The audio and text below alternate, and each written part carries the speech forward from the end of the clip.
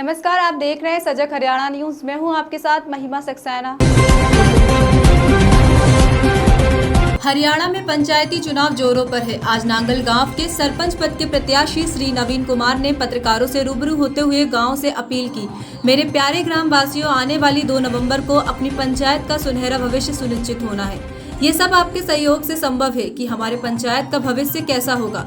परिवारवाद, गोत्रवाद, जातिवाद से ऊपर निकलकर हमारी पंचायत को एक शिक्षित व मिलनसार व्यक्ति का चुनाव करें। हमारी पंचायत की पिछली योजनाओं पर गौर करें और देखें कि कौन सा काम हमारी पंचायत ने किया है जो हमारी आने वाली पीढ़ियों के सुनहरे भविष्य के लिए कामगार साबित हुआ है। गली निर्माण या कोई छोटे मोटे कामों से गांव का विकास नहीं हो पाता है। गलियां तो हैं पर ना उनकी साफ सफाई है, ना ही पानी की निकासी की व्यवस्था आज तक हो पाई है, ना ही लाइट है, ना ही कोई सार्वजनिक पार्क, ना ही कोई शिक्षा के क्षेत्र में काम हुआ है, ना ही खेल के क्षेत्र में, ना किसी जरूरतमंद परिवार तक सरकारी योजनाओं का लाभ पहुँच पाता है।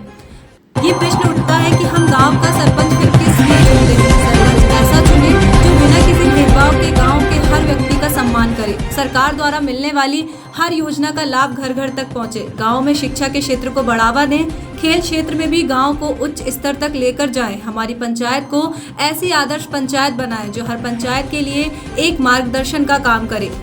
नवीन कुमार ने अपने द्वारा दिए गए घोषणा पत्र में कहा है, मेरे द्वारा आपके सहयोग सिर्फ फ्री कोचिंग व्यवस्था की जाएगी ताकि पढ़ाई के लिए मोटी फीस न देकर गांव में ही शिक्षा प्राप्त की जा सके। लाइब्रेरी की सुविधा ताकि एक अच्छा सा शांतिपूर्ण माहौल गांव में ही मिले। शिक्षा व खेल क्षेत्र में आगे आने वाले युवा छात्र वर्ग को हर संभव सुविधाएं प्रदान करवाई जाएंगी। आदर्श पंचायत बनाने के लिए पक्की गली निर्माण के साथ साथ सुव्यवस्थित सफाई व्यवस्था व पानी की निकासी के साथ लाइटिंग की व्यवस्था की जाएगी। खेल ग्राउंड निर्माण के साथ साथ सरकारी कोष उपलब्ध करने की व्यवस्था भी की जाएगी। सार्वजनिक पार्क में समय समय पर प्रोत्साहित करने के लिए अच्छे प्रोग्राम किए जाएंगे। खेती बाड़ी, पशुपालन संबंधित आहार योजनाओं की जानकारी ग्रामीणों को देकर उनका लाभ दिलवाना भी हमारा लक्ष्य है। कक्षा 6वीं से 12वीं तक पढ़ने वाले भाई बहनों के लिए प्राइवेट स्कूल के तौर पर ऑनलाइन प्रोजेक्ट द्वारा गांव में ही फ्री शिक्षा की व्यवस्था की जाएगी। कोचिंग संस्थान में पढ़ने वाले भाई बहनों के लिए गांव में ही स्वयं मेरे द्वारा प्रोजेक्टर से फ्री शिक्षा की व्यवस्था की जाएगी। सेल्फ स्टडी करने के लिए गांव में आधुनिक लाइब्रेरी की व्यवस्था, सामूहिक भाईचारा बनाए रखने के लिए सुसज्जित भाईचारा पार्क का निर्माण करवाया जाएगा। गांव में आपराधिक घटनाओं की रोकथाम के लिए चारों तरफ सीसीटीवी कैमरों की व्यवस्था की जाएगी। हर सरकारी योजना का लाभ जरूरतमंद परिवार तक पहुंचाने की जिम्मेदारी है। इस तरीके के अपने घोषणा पत्र श्री नवीन कुमार ने जारी किए और कहा कि अपने गांव के भविष्य को चुनते हुए चुनाव चिन्ह ताला चाबी पर अपना कीमती वोट देकर अपने गांव के भविष्य को चुने।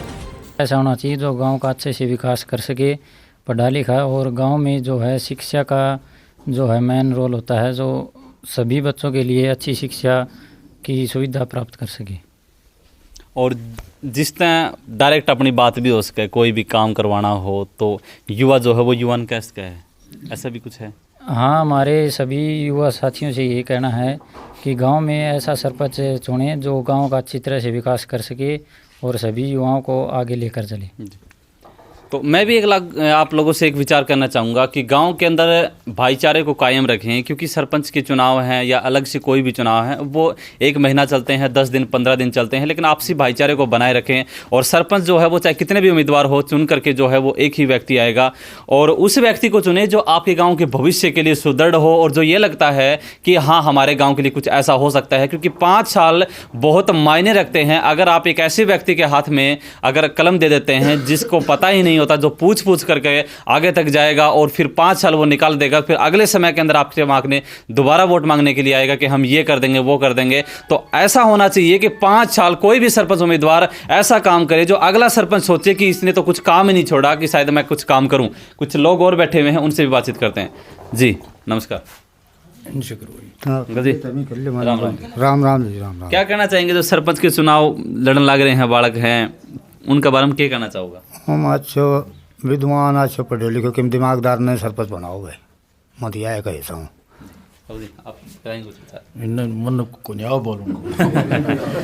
तो एक और साथी हैं, उनसे बात भाई साहब। राम राम।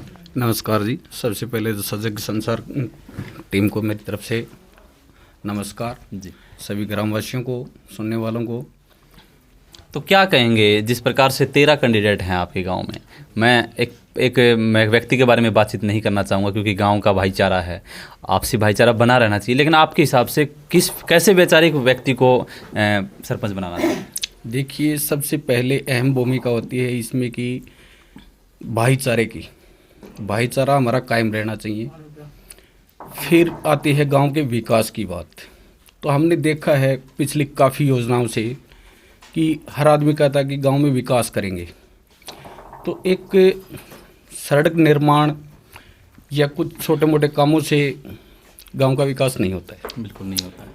हमने देखा है कि आज मेरे गांव में 13 सरपंच खड़े हुए हैं, तो सभी ने अपने अपने मुद्दे रखे हैं। खबरों में लगातार बने रहने के लिए देखते रहिए सजग हरियाणा न्यूज़।